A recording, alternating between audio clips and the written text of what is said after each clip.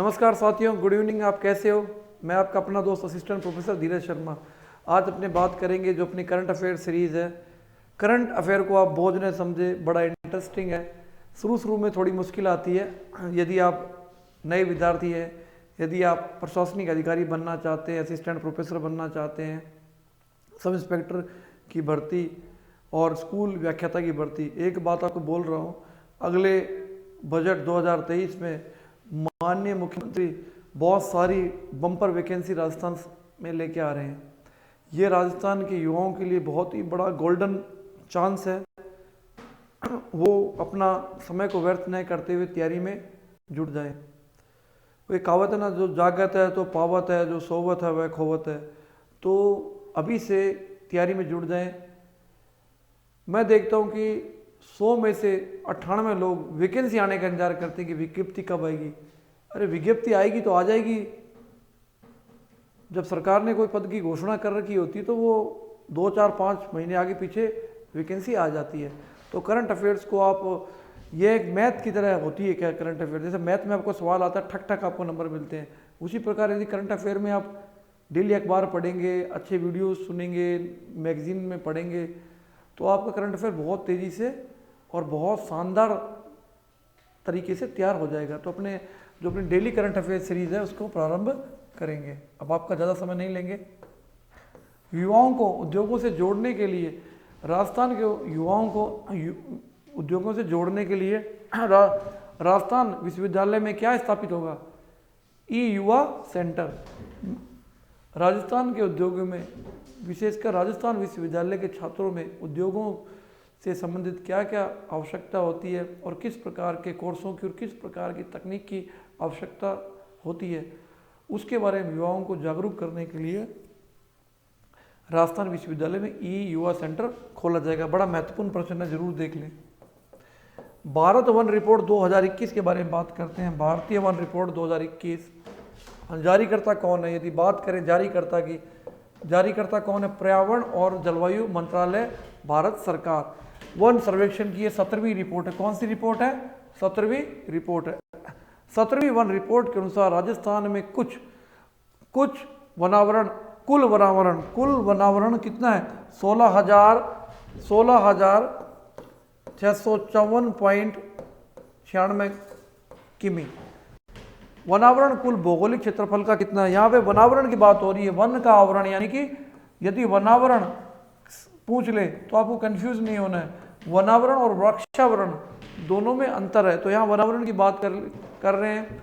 राजस्थान में वनावरण का प्रतिशत कितना है? 4.87%। राज्य का वनावरण व वृक्षावरण, मतलब वृक्षों कितनी भौगोलिक क्षेत्र में वृक्ष लगे हुए हैं और वन लगे, दोनों को यदि मिला ले तो कितना है? 7.47%। सर्वाधिक वनावरण वाले जिले कौन कौन से? उदयपुर, अलवर और प्रतापगढ़। उदयपुर, अलवर और प्रतापगढ़। न्यूनतम वनावरण वाले जिले कौन से? चूरू, हनुमानगढ़, जोधपुर। चूरू, हनुमानगढ़ और जोधपुर। सर्वाधिक वनावरण वाले जिले कौन कौन से हैं? सर्वाधिक वनावरण वाले जिले कौन कौन से हैं? प्रतिशत में बात करें तो किसमें? प्रतिशत में बात करें तो कौन कौन से हैं? उदयपुर कितना है? 23.49। प्रतापगढ़ की बात करें तो 23.24 और सिरोही की बात करें तो 17.49। ठीक है। यदि न्यूनतम की बात करें, जोधपुर 0.48, चूरू की बात करें तो 0.56 और जैसलमेर की बात करें तो 0.84%। बहुत महत्वपूर्ण है, याद रख लीजिए। जोधपुर, चूरू, जैसलमेर न्यूनतम वन आवरण वाले जिले हैं। राज्य का कुल अभिलिखित वन क्षेत्रफल की बात कर लेते हैं। वनों को 3 श्रेणियों में बांटा जाता है: आरक्षित, रक्षित और अवर्गीकृत वन। यदि आरक्षित वन की बात करें तो कितना प्रतिशत है? 37.505%। ठीक है। यदि रक्षित वन की बात करें तो 56.43%। यदि अवर्गीकृत वन की बात करें तो 6.52%। ठीक है साथियों। अब बात कर लेते हैं पशु, इंपॉर्टेंट है, पशु जनगणना रिपोर्ट 2019, जो कि 20वीं पशुगणना रिपोर्ट थी, जो कि यदि प्रश्न बन जाए कि पशु जनगणना किसके द्वारा की जाती है, तो राजस्व मंडल अजमेर के द्वारा पशु जनगणना की जाती है।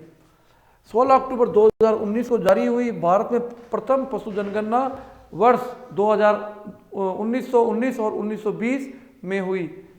भारत में बोवाइन व दुग्ध उत्पादन में भारत है वो विश्व में प्रथम स्थान रखता है।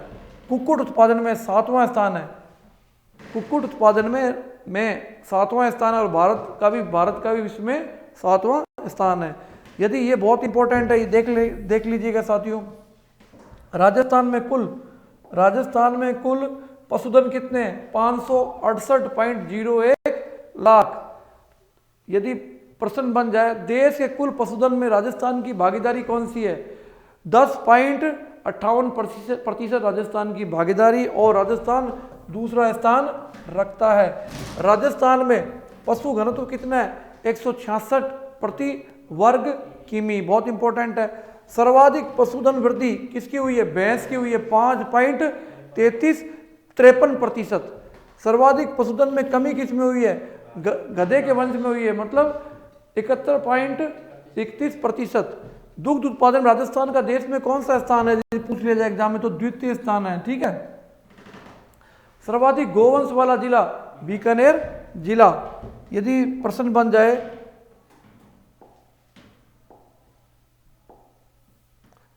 बन जाए राजस्थान का स्थान, ऊंट, बकरी और गधे के लिए राजस्थान प्रथम स्थान रखता है देश में, भैंस के लिए द्वितीय, बकरी के लिए चतुर्थ और गोवंश के लिए छठा स्थान राजस्थान रखता है।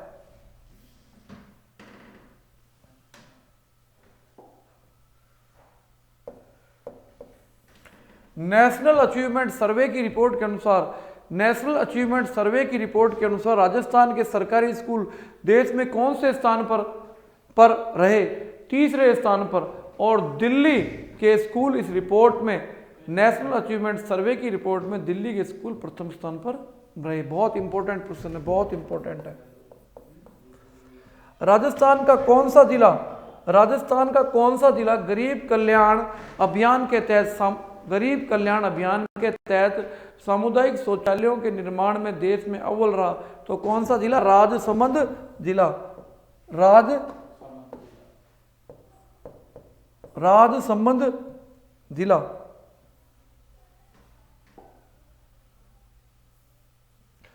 ठीक है। आईआईटी मद्रास ने कोरोना काल के अंदर क्या किया था?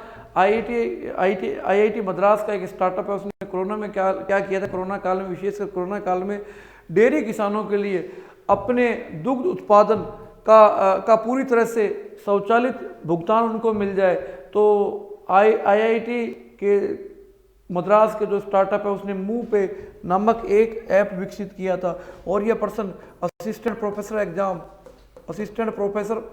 एग्जाम 2021 सितंबर के तीसरे पेपर में यह प्रश्न आया था। ठीक है साथियों। लघु उद्यमियों के लिए एमएसएमई वेब पोर्टल लॉन्च करने वाला देश में पहला राज्य कौन सा है? तो राजस्थान राज्य। बहुत इंपॉर्टेंट है, ध्यान दीजिएगा।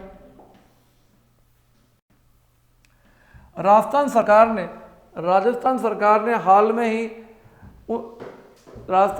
ने हाल में 19 फ्लैगशिप योजनाएं, जो कि राजस्थान सरकार के द्वारा 19 फ्लैगशिप योजनाओं का संचालन किया जाता है, जैसे इंदिरा रसोई योजना, युद्ध शुद्ध के लिए युद्ध इत्यादि, चिरंजीवी योजना, आयुष्मान, महात्मा गांधी स्वास्थ्य बीमा योजना इत्यादि।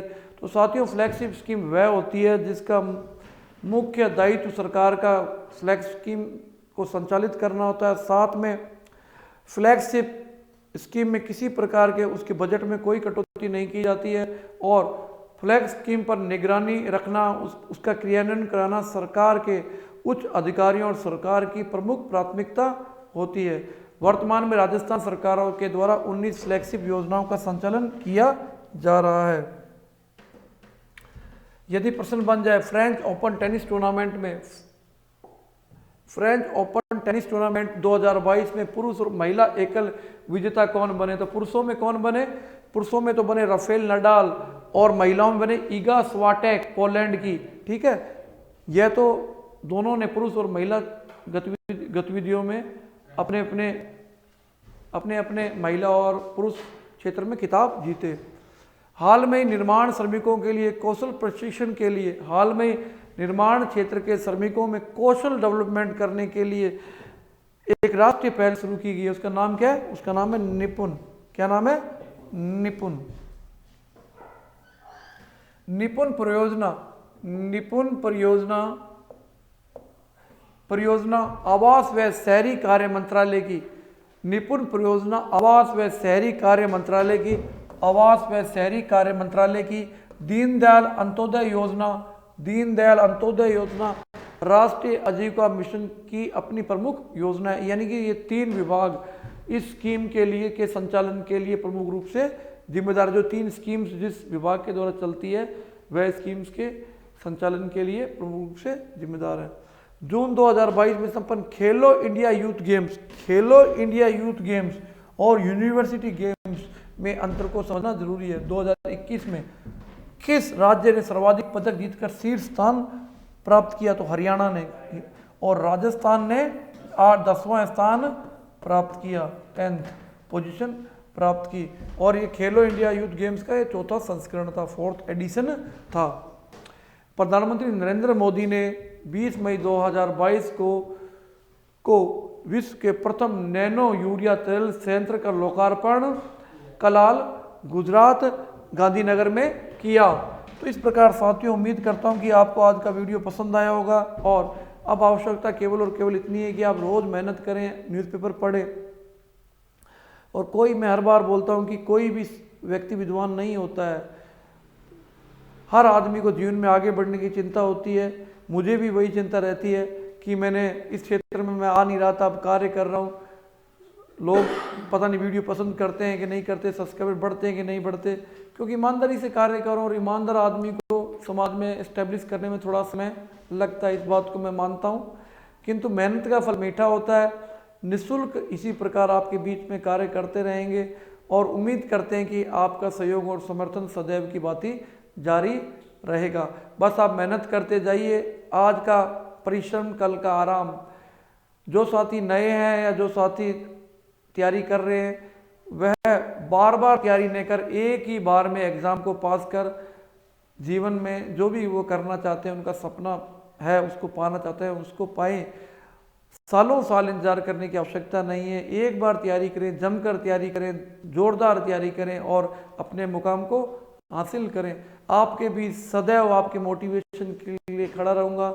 मैंने अपने नंबर भी यूट्यूब में सभी को साझा कर रखे और कोई व्यक्ति ये नहीं बोल सकता कि सर आपने मेरा मोटिवेशन नहीं किया या मुझे बताया नहीं।